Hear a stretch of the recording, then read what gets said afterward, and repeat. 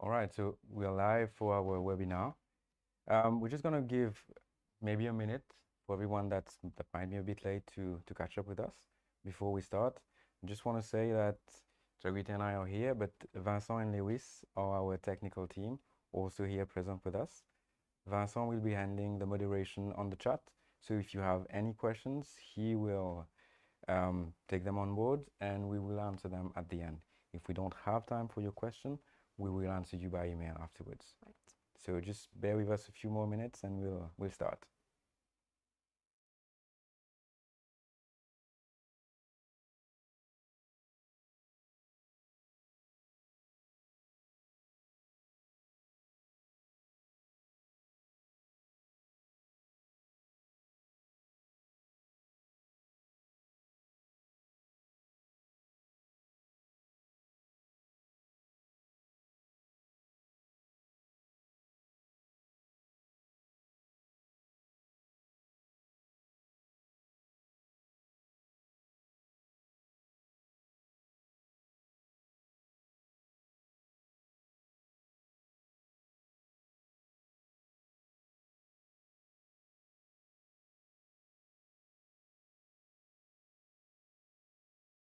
So welcome again to everyone to our webinar.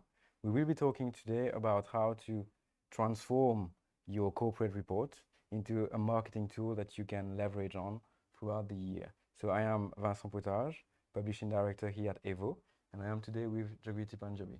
Hi, I'm a content creator and I've been working on corporate reports for over 5 years now. And I've experience working with companies of different sizes and in different industries. And we've also collaborated closely on a number of projects. We've worked on quite a few together. So let's go over today's agenda. We will be talking about first the main differences between integrated reports and annual reports and why we feel there is a shift from one to the other.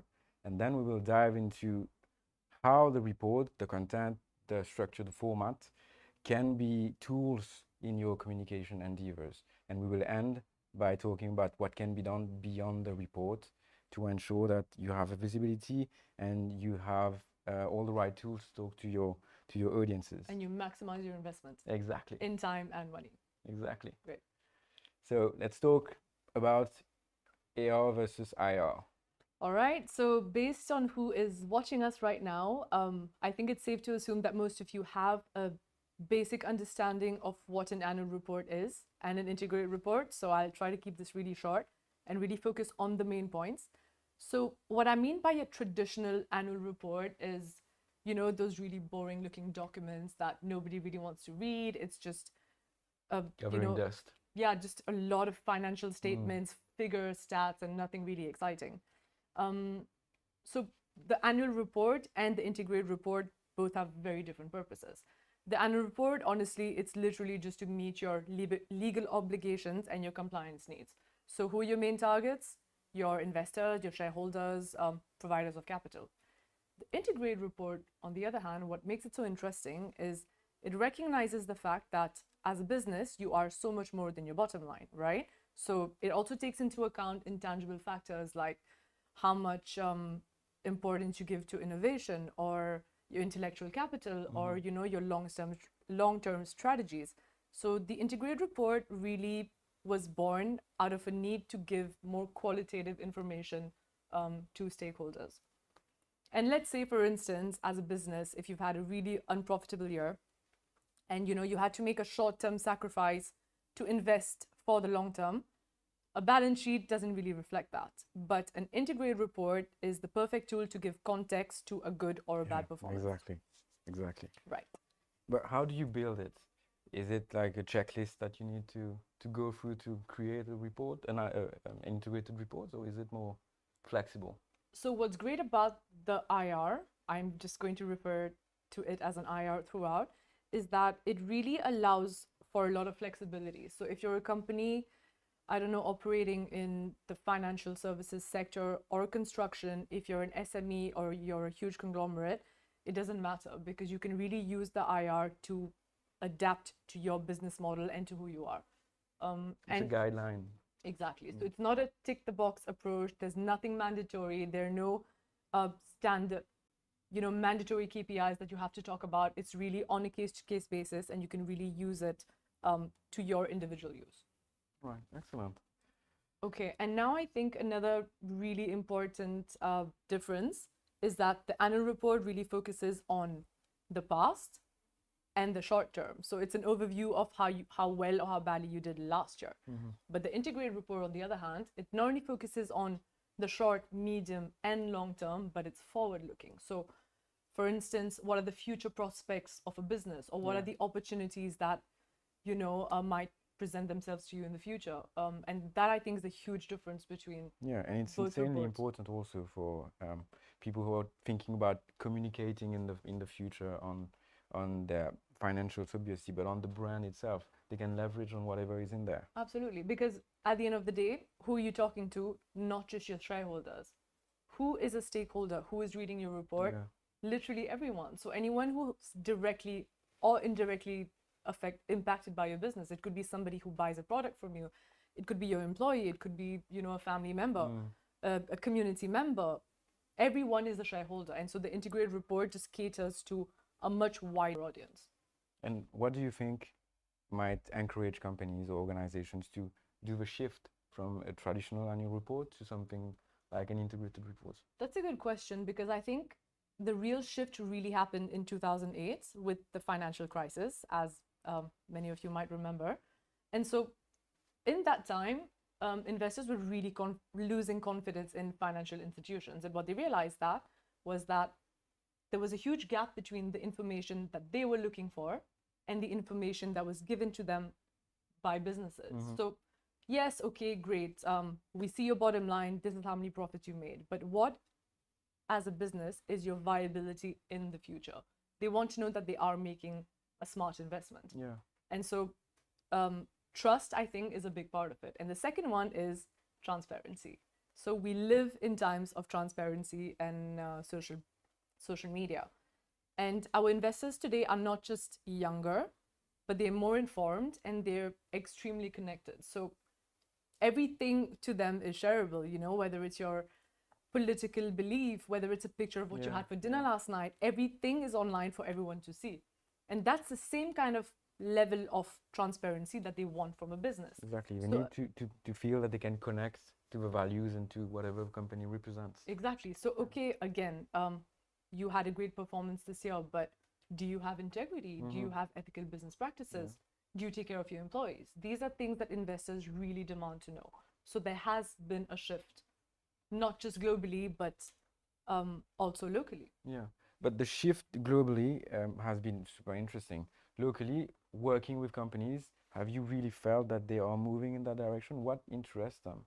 What is motivating them? It is really interesting, because when I first started out about 5 years ago, who was producing an integrated report? It was the usual suspects. So big conglomerates whose names I will not take, but who generally take the lead when it comes to these trends. And now you really see not only smaller companies, but companies that are not listed on the stock exchange and who have no obligation to produce a report. So they have actually jumped on the bandwagon and have started really making an effort to develop an annual report that's compelling.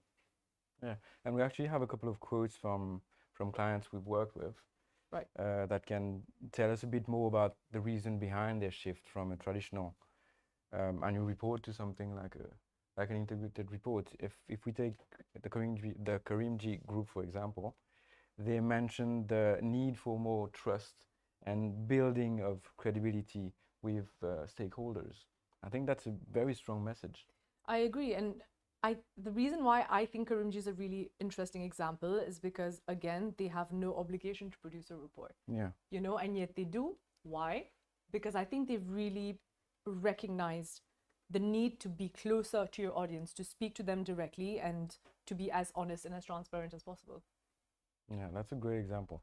It's super important now for brands to build goodwill throughout the year, but using the report, it's a great way to show what you have worked on and how you've created value for the community you interact with. In an honest way. Yeah, exactly. It's all about honesty. Another good example is from UBP. They also made the shift, and what I think is interesting here is that they talk about how working on an integrated report has actually helped them shift the way they operate internally, the way Absolutely. they interact, the way we think about processes. So working on an integrated report is very different from an annual report. So let's say you have a traditional annual report. Different departments work separately. So finance will write the financial part, HR will write HR. For an integrated report, because it caters to such a wide audience, you need a multidisciplinary team to work on it. So you really have team members from all departments coming together. You have someone from the legal department, you have marketing, you have communications, you have HR, you have board members, you have a variety of team members from different functions and different departments coming together, collaborating to produce this report. And you're right, the process is beneficial for a company. They can learn to interact differently.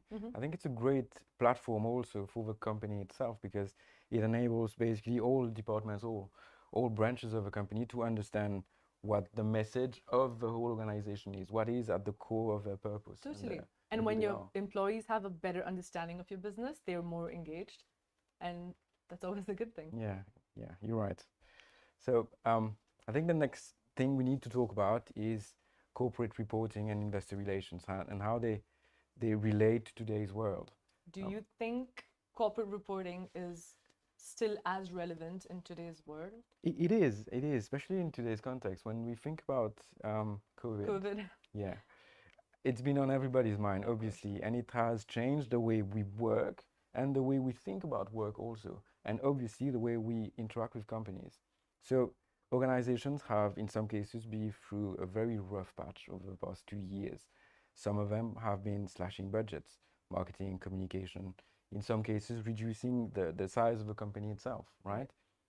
And in a lot of cases, we can see that they are a bit reluctant to communicate. But I don't think that's the right approach. I think right now is the perfect moment to leverage on all the tools you have at your disposal. And corporate reporting, financial communication, investor relations, all of these are tools that you can use to talk about your brand, to show who you are, what you believe in, and what is your plan for your future. Right. Right?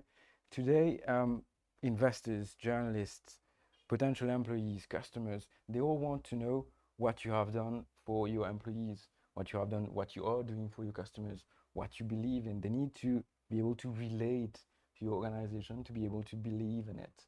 And that goes without saying. We need to have a structured approach with regards to corporate reporting to be able to I to agree. engage with our different And I think what you said publics. is really important, because in times of uncertainty like now, Yeah. you want assurance from a business that about its future prospects, Yeah. or its viability over the long term. Yeah, you need to be able to reassure. It's interesting. I think the first thing that we need to think about when we talk about creating the report is going to be the audience, right? When we talk about the audience, obviously the audience is the first thing. The second thing that we need to keep in mind is the brand itself, who we are, what we believe in, and how do we showcase that. And the third thing is what is our objective, what is the outcome that we are looking for when it comes to our corporate communication or our corporate reporting. But I think before diving into the don'ts, I mean into the do's, I think we have a few examples of what you should Yeah. avoid doing.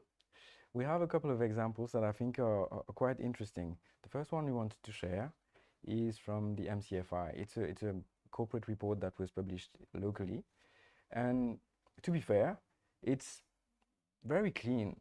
The design is simple. They have some clear messages. The colors are interesting, but it is a bit simple.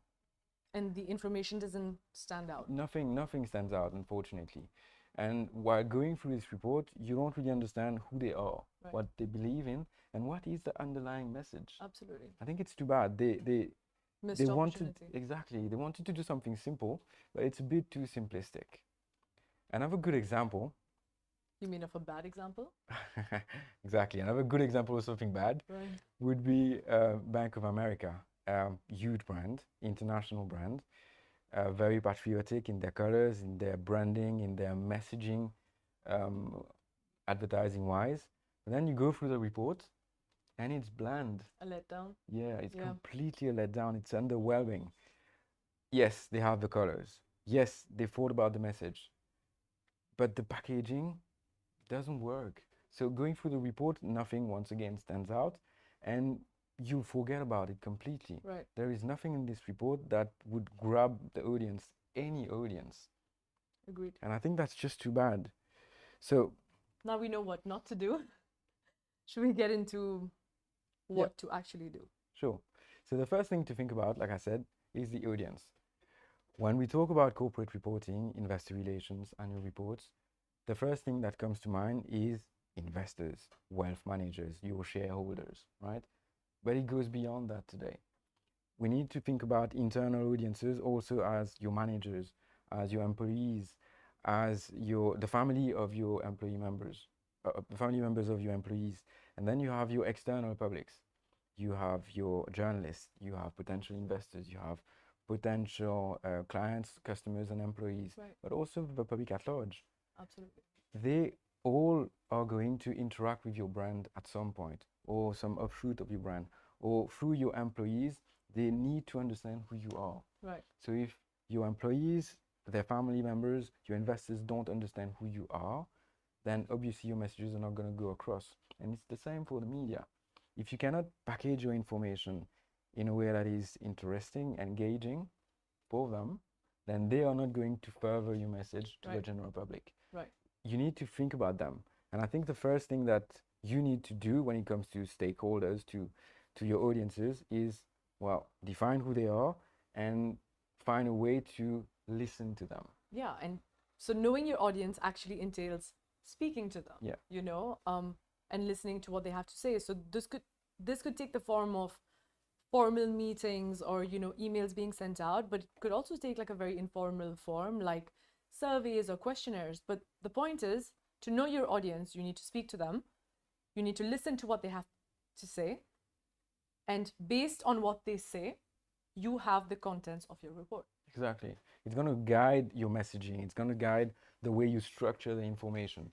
And I think we have a couple of good examples of how this can be done. The first one is from Girls Who Code. Yeah. Girls Who Code, it's a non-profit that was launched in 2012 for, well, you guessed it, encourage girls and women to learn coding and computer languages. And their last annual report, the theme was bravery through crisis. And through this landing page, you can see that the focus is not necessarily on the financials, but more on the impact of the investment. Who are the people that have benefited from our work? So their audiences obviously are the beneficiaries, but also the potential patrons and benefactors. They want their audiences to see this landing page and to understand what they can achieve. If you invest in us, if you invest in this project, this is the outcome. Right. It is very clear. Their branding, their image, their message, everything is very clear here. Agreed. It's a great example. And I think they do a really great job of showcasing statistics, Yeah. you know, which readers love. It really stands out, and I think they've made great use of visuals to convey their message. Yeah, it's very impactful. It is. Another very impactful example, it's actually an impact report from Tom's. It's great because, once again, they have used their brand visually to showcase their work. You cannot go through this report and not be amazed by what they do. The way they embrace who they are, in the pictures, the language, That's a bold the colors, yeah, picture. it's very bold, very, once again, impactful. And as with Girls Who Code, the focus is not necessarily on the financials, but on what it can bring. So their audience is front and center Right. when they are designing, creating this report. They need it to be impactful, they need it to be remembered, they need it to convey their message, their values, their purposes, I their think purpose. they achieve that. Yeah, it's really great report. All right. Now we're going to get into storytelling. So, okay, you're a listed company. You have to produce an annual report, right? There's no way Yeah. around it. So you can see it two ways. You can either see it as an obligation, in which case you might end up with something that's just going to, gather dust in a drawer somewhere, never to be seen again. Or you can use this as an opportunity. You can use this to really create a report that's attractive and informative. And if it's really special, people will actually be excited to share it with Yeah. others. So They remember it, which is not Absolutely. always the case. yeah, and I think that's quite an important goal, Yeah, to it stay is. top of mind. Yeah.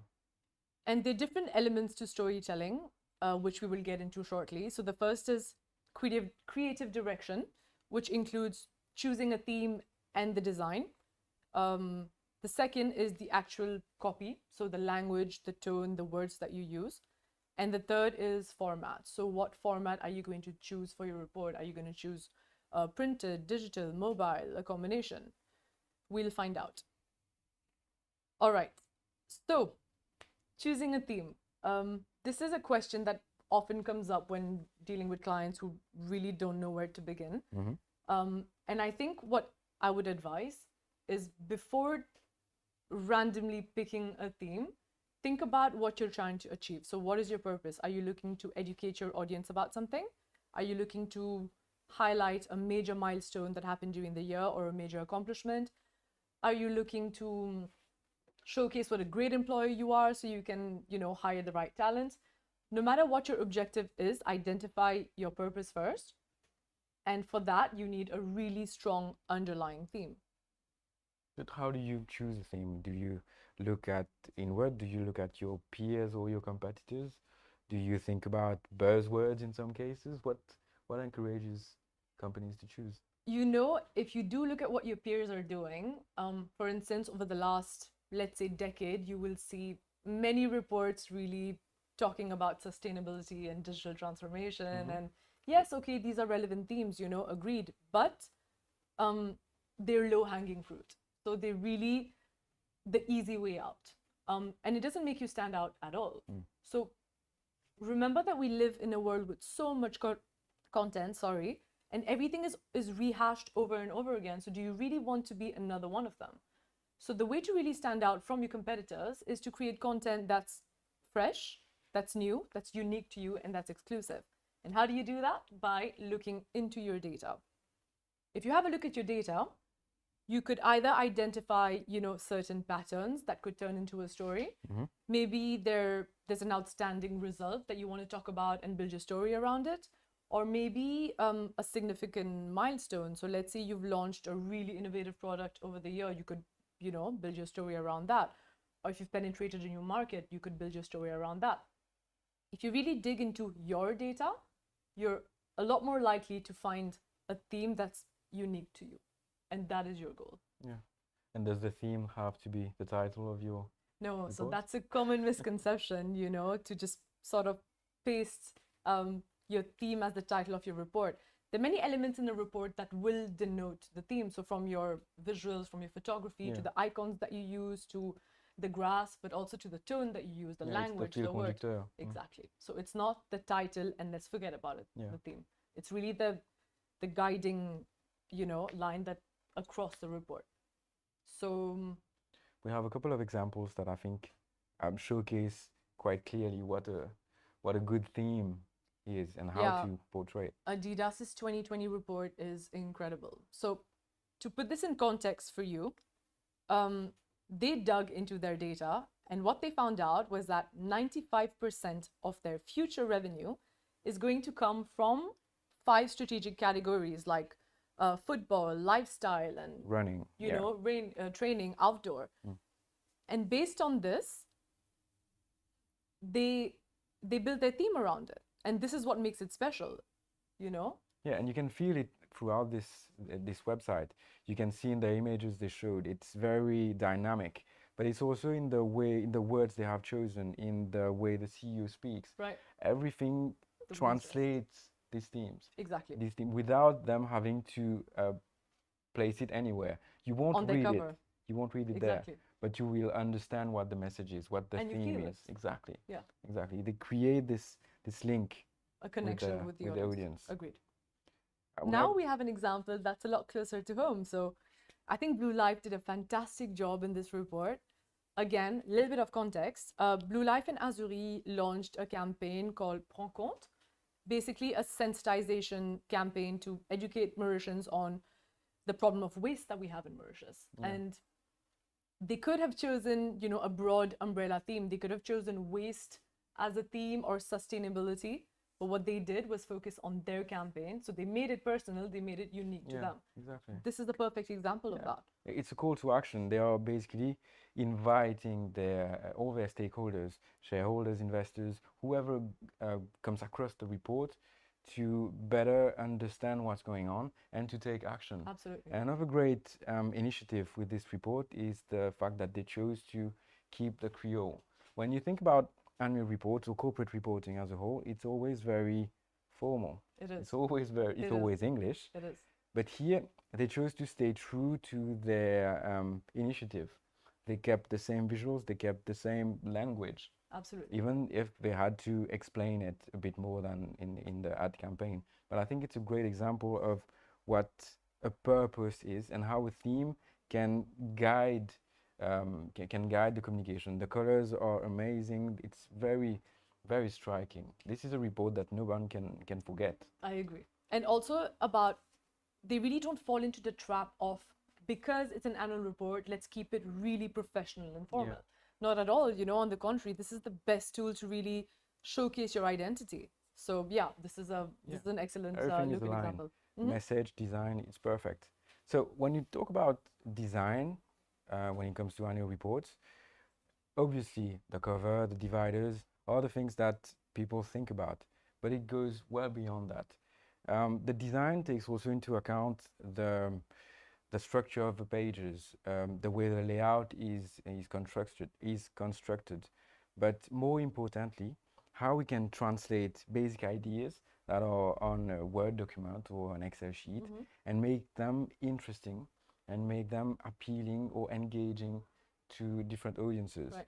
So just to be clear, the idea here is not to say that images or cute graphics can hide bad results. It's not at all the goal, right? But it's more about giving context or giving some more depth to what can sometimes not be perceived as being interesting information. Right. So a couple of examples that we have found. The first one is from Nedbank. I think that's an amazing job that they did. They've taken something that is quite simple. It's just a stakeholder map, and they made it incredibly appealing. There, you can't come across this page and not understand what the message is, what they are trying to build, what they're trying to convey. And they have listed all their stakeholders and the way the information from the bank, from the organization, goes to them. Right. I'm guessing when the designers got the information, it was just on a sheet of paper, right? It was very bland, but they had to transform it in something that would translate the brand, their values, but also what they wanted to achieve. I think that's a great example. Agreed. When it comes to data visualization, what is important also is to try to make use of space, an effective use of space. A good example we have is a report we've both worked on in the past with Vincent, is the one from Karimjee. So this is the before. Yeah, the A before dull is table.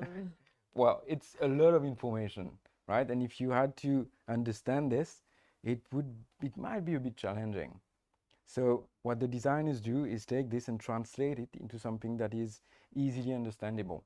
You take one look at this page and you understand exactly what they are trying to achieve and how they're going to do it. This is what I feel is an extremely important part of the design, because by translating these words into something that is easily understandable, we also make it easily shareable. And that we'll talk about this a bit later, but it's very important to make sure that your content can be used in other mediums. Absolutely. Right now, it's focused on the annual report itself, but it can be so much more. And data visualization is the first step. And the second step is, right, the content. Crafting killer content. Right, Yes, my favorite part. that's you. So I try. So design and writing really go hand in hand. And so yes, the words that you use, the language you use are very important, but do not underestimate the importance of structure and flow. Structure and flow really organizes your storytelling. So if you think of your annual report as, you know, the next chapter in your brand story, use it to tell a story of the last 12 months in your company, the good and the bad. So let's say your story starts with who the company is, how they were created, and then you go into your mission statement, your values, so what you stand for. And then you proceed to educate your reader maybe on your performance and how external market trends, impacted your performance, like social trends, economic trends, Or COVID. or a pandemic. Exactly. And then you talk about your main characters. So who are they? They're your employees, they're, you know, your community members, your board members, your management. Humanize your characters.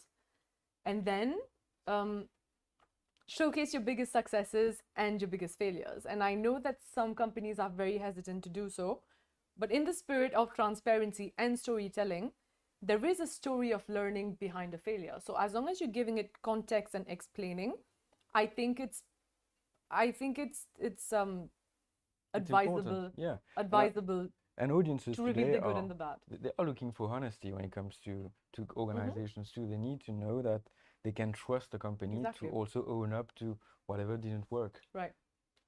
And so by having a logical flow in your story, you're making sure that you're captivating your reader throughout the report.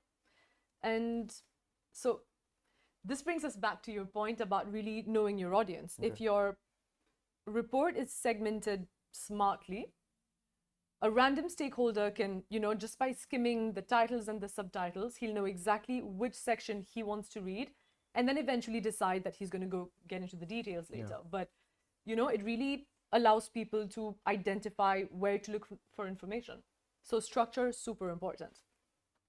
Next is language. So the language you use, also a critical part of your report, because like I mentioned before, many businesses fall into the trap of remaining extremely professional. But you can be professional while still being approachable. There is no trade-off between the two, you know, they're not mutually exclusive. And so the more approachable you are, the more you're humanizing your company and the more you're creating a sort of emotional connection with your audience. Next is the tone. So don't be condescending, don't speak above them, don't speak down to them, don't use too much jargon, don't use too many technical terms, because no matter who your reader is, he should be able to understand what you do in plain language. Yeah. So exactly. don't overwhelm the reader with super complicated terms, and absolutely avoid big chunks of paragraph. As much as possible, I would let the design and illustrations do the heavy lifting. And Yeah, they work together. they do.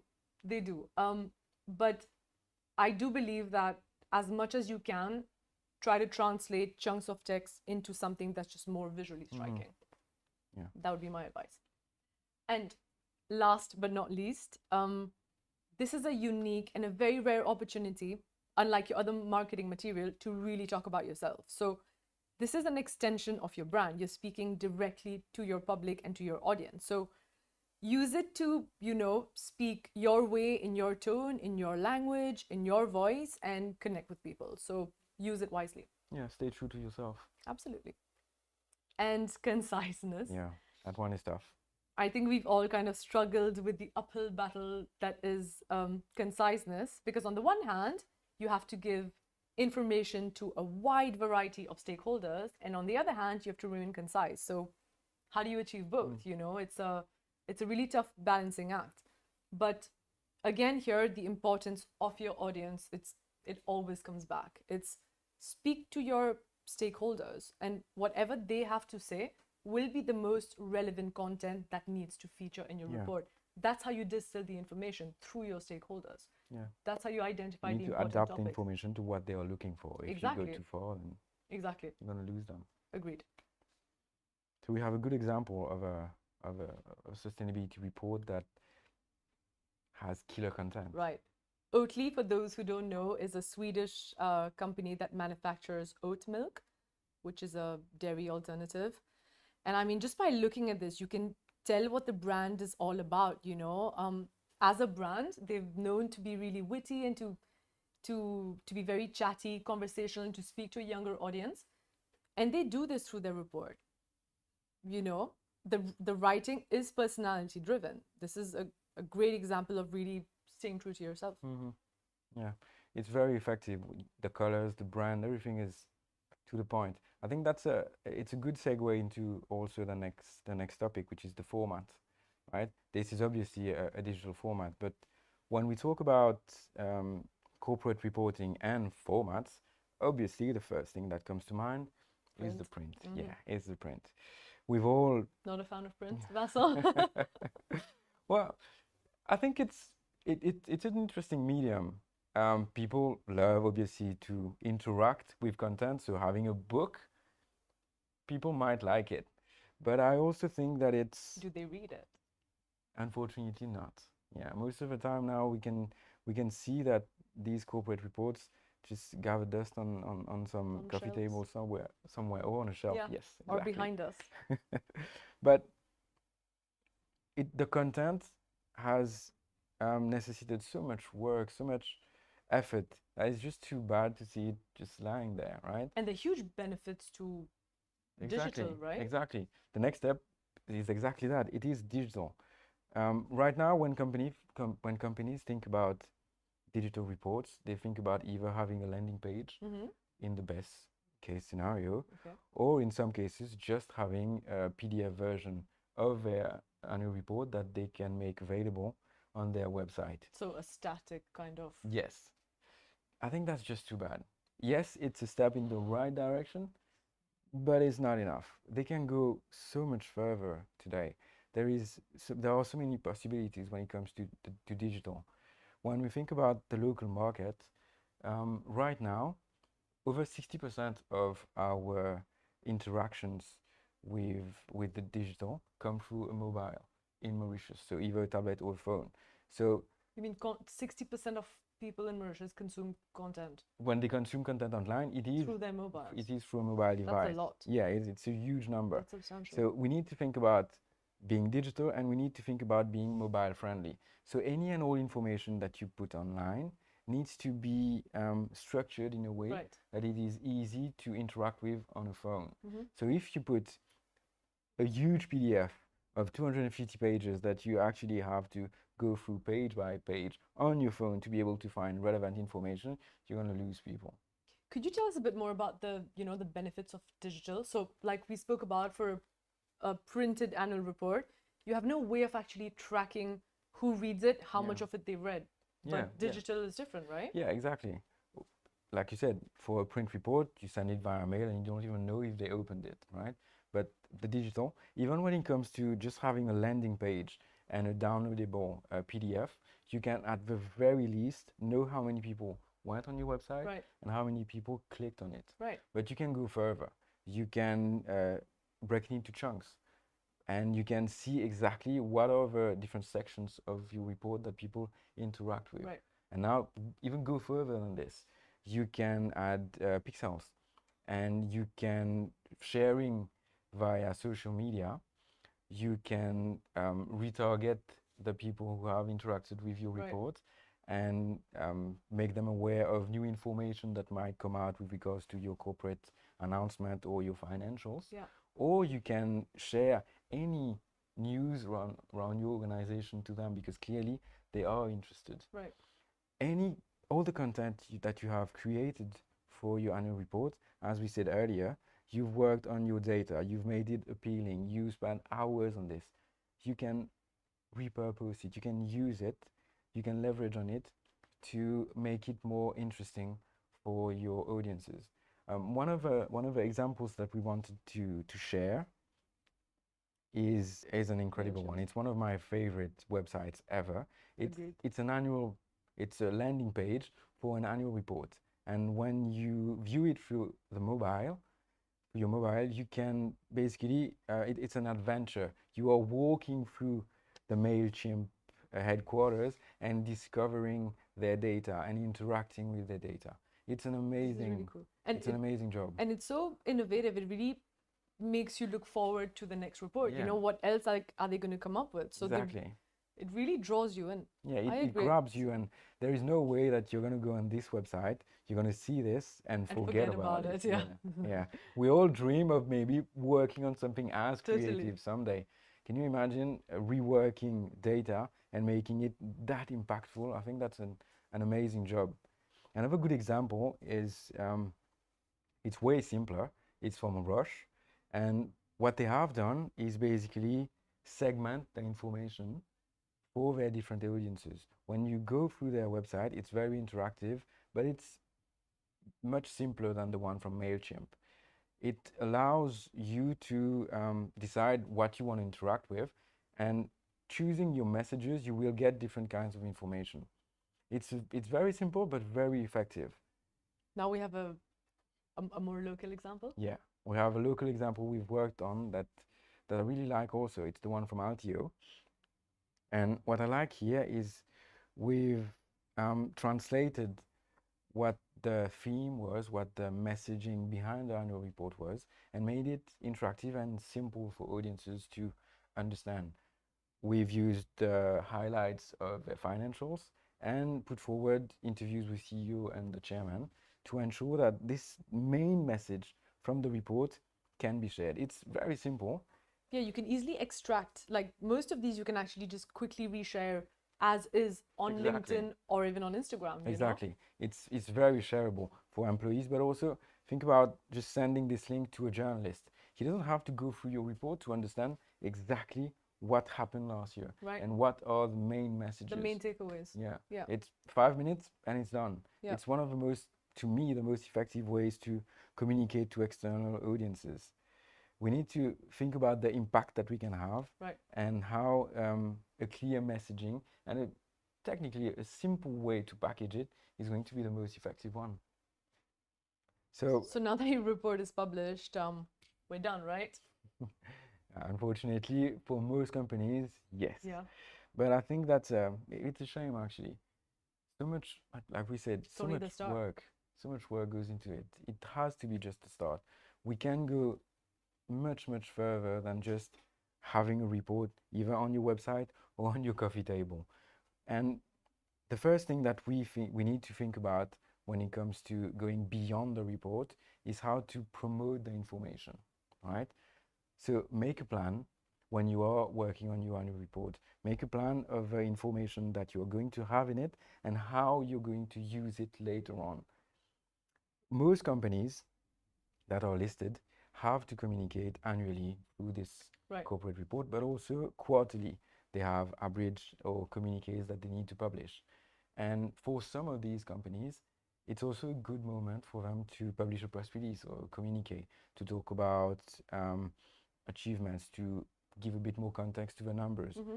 But the press release is just the start. You can also take information from your annual report, use it, and repurpose it in this press communique. Right. You can use the infographics, you can use the shareholder mapping, you can give context to whatever is happening. But to do that, you need to have a plan. You need to Right. know when and how you're going to promote, how you're going to get the most return from On this your huge, investment. this Totally. huge investment. Totally. So yeah, like you mentioned, repurposing your content is a big one. So not everyone likes to consume content the same way, right? We agree? Yeah. So you might like videos, I might prefer podcasts, Vincent's sitting there. What do you like? Blogs? No matter Or TikTok. basically, no matter the medium that people prefer to watch, if you're only sticking to one format, it's a huge missed opportunity because you're only sticking to one target. Yeah. So you really need to repurpose your content to not just have more readers, but to target a completely different market. Yeah, exactly. One of the best ways to me is maybe to use videos. First, obviously, they humanize whoever is in front of the camera. But if even if okay, you don't have the budget or you don't have the person that you believe would be the right spokesperson for your company, or he doesn't have time, because obviously that happens also, you can use infographics to once again give context and bring life to your content. And this is so easy to share. And this is what people are looking for today. Agreed. They don't have a lot of time to read, but they love videos. Yeah. They like snackable content. Yeah. They like something that is simple, shareable, and easy to understand. And what we're trying to tell you is once your report is published, you can literally extract information from it, not just a week after publication, but throughout the year. Yeah, So you can exactly. really, you know, transform a stat into a blog post, or you could, I don't know, transform, Yeah, and any information. revamp your corporate website Yeah. with the information that Or you've written you in could the report. you could also think about, okay, we have the CEO or the chairman statement, right? They could obviously do a video, but you could also think about having your investor relations officer, if you have one, talking about the impact of the report, the impact of financials on the communities or the shareholders or the employees themselves. I think all of these are opportunities for the companies to really make the most of the information they have gathered Right. for their reports. They That need to, being said, I think it's super important to just, you know, tell you guys that when we say repurposing, we don't mean duplicating and Yeah, copy pasting. yeah.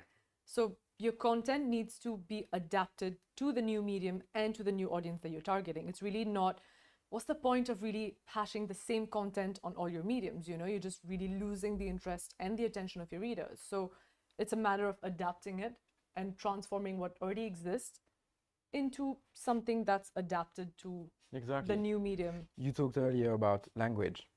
I think that's a great point, because the language of your annual report, the language that you have when you are talking to your board members or you're talking to your regulators, might not be the same Right. when you are sending a press release or when you are talking to a wide group of employees. You need to adapt the message. Tweaking. You need to tweak the sure. language. For sure. But always go back to what content you have created for your annual report. This can help you to create trust, create credibility, and to build your brand throughout the year. Agreed. So I think we've pretty much gone over Yeah, does this bring us to everything we the wanted end to of talk about. Yeah, we've been talking for a while now. main takeaways? Keys to your success, very Yeah. important. So we talked about it. The first thing is your audience. Who are they? Have you thought about internal and external? And once again, talk to them. Take the time to get to know them. Right. What makes them tick? What are they looking for? And use this to create a plan. Right. Next is, you know, storytelling. So you using a combination of formats, language, content, visuals, graphs, just a compelling theme, everything coming together to tell a story to captivate attention. Yeah. Think about your fil conducteur. Do you like the next one? Don't wait for the last minute. Yeah. I think we've all Past, present, and future clients, please listen. yeah, we've all worked in a rush, and while we can do it, it's not gonna be the best, obviously. You compromise on the quality of the work that you're Yeah, producing. yeah, you and know? it's too bad. It's too bad. The more time you take to work on your report, the more chances you have of hitting all your targets, Right. engaging with all your audiences, and having the right message and the right package to ensure that your brand, your visibility, your trust, your commitment, everything is clear to Agreed. everyone. And if you really take the time to plan, that's when you really maximize the investment of your report, because you have Exactly. already sort of strategized on, this is my plan for the report and this is my plan 6 months after the report. How do I reuse this to communicate with my stakeholders? yeah. So you want to maximize your investments, take your time. Yeah, exactly. And how much time? As much as possible. Right. So this also leads to the next point, which is the team. If you take your time, you can build the right team for your corporate report. You need to think bigger than just the finance and the communication department. You need to think about HR, you need to think about sustainability, you need to think about training, you need to think about, Corporate governance. yes, exactly, health and safety in some cases. Totally. You need to make sure that all, once again, stakeholders are listened to, are catered for. And yes, I know it can be sometimes complicated to get a big team to work together, but there are ways. There are ways. There are collaborative tools, that make it easy to even work from a distance and work on the report together, which we experienced during COVID last Yeah. year and this year, and Google Docs and, Yeah, exactly. We have Google, but we also have internally a great tool called Tom that enables the clients and the team here to work in a collaborative manner, reviewing, finalizing, making changes on the document, on the layout directly to ensure that it goes smoothly and to make sure that we don't lose any time. and we're it's all such a, aligned. exactly, everybody knows what's happening. Yeah. You don't have to chase anyone. We're all working together. Yeah. And our last point is it's a long game. So again, your report's been published, but it's not the end. It's Yeah. quite the opposite, actually. Yeah, it's the Now's the beginning. time to use this weapon to your advantage. Yeah, you need to make a plan before, obviously, but once it's published, come on, grab the information that's in your report and make it available to the wider audience possible. Agreed. Make it available to your employees, make it shareable, post content on your social media, encourage blog posts, encourage interaction with the media. Make sure that your message goes out there, not just on the short term, but on the long term. Right. And repurpose it, reuse it. Take the content again in context when you're talking to them 6 months later, when you are talking about new achievements, when you're talking about your new objectives. Put it in the context of what you've published the previous year. So much can be said and so much can be done. I think we've pretty much covered whatever we were thinking about. Now is the time for questions and answers. So If any. if you have any, we're not gonna get into this. All right, we have a few. Let's go for it. So how do you manage greenwashing and other forms of performative wokeism, which arise from publication of fallacious non-financial claims in annual reports? All right. So the first thing to think about is, as we said earlier, the idea is not at all to change the facts or to hide or anything. to lie. So it's not at all about greenwashing, and it's not about lying, like as you said, but it's about giving context to the content, giving context to what we have done. So when we are creating content, when we are writing in an annual report, when we are designing it, we will always ask our client for what we would call proof points, right? This is what you have done, but more than that, we need to understand why you did it. Right.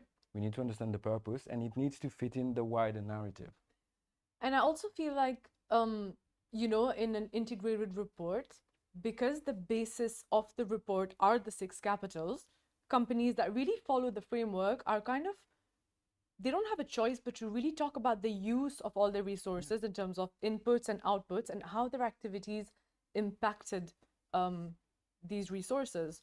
So I feel like, yeah, they are transparent. It's not at all about lying.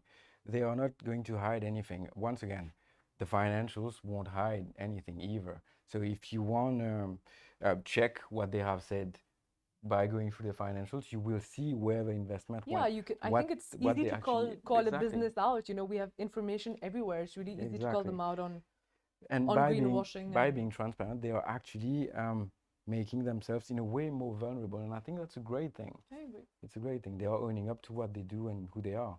Well, not everyone. So Yes. I think that's what Ishan meant, but I think there's a trend in the right direction. So Yeah, let's and put it that way. thank you for your question, and I hope we were able to answer it. Do you have another one? So what does the perfect IR look like?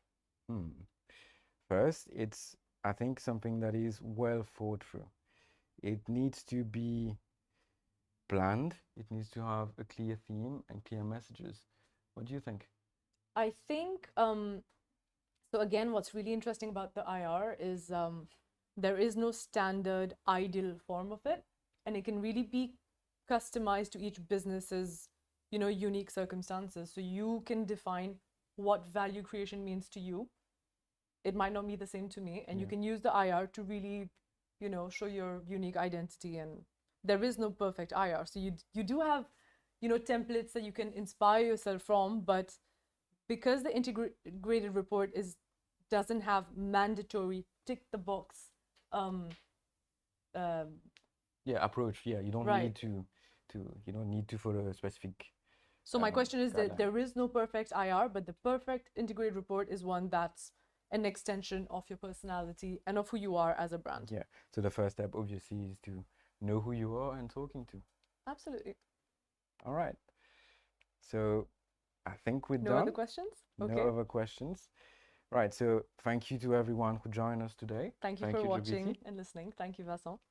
We will be sending an email to all participants and to all those who were not able to join us today. So they will have access to the webinar, either to download or to watch online. And we will also send through a link with some links and interesting articles that we believe might help our audience better understand this topic. And if you were to try to ask a question, you can just shoot us an email and we'll Anytime. reply. Thank you, everyone. Thank you. And have a nice day.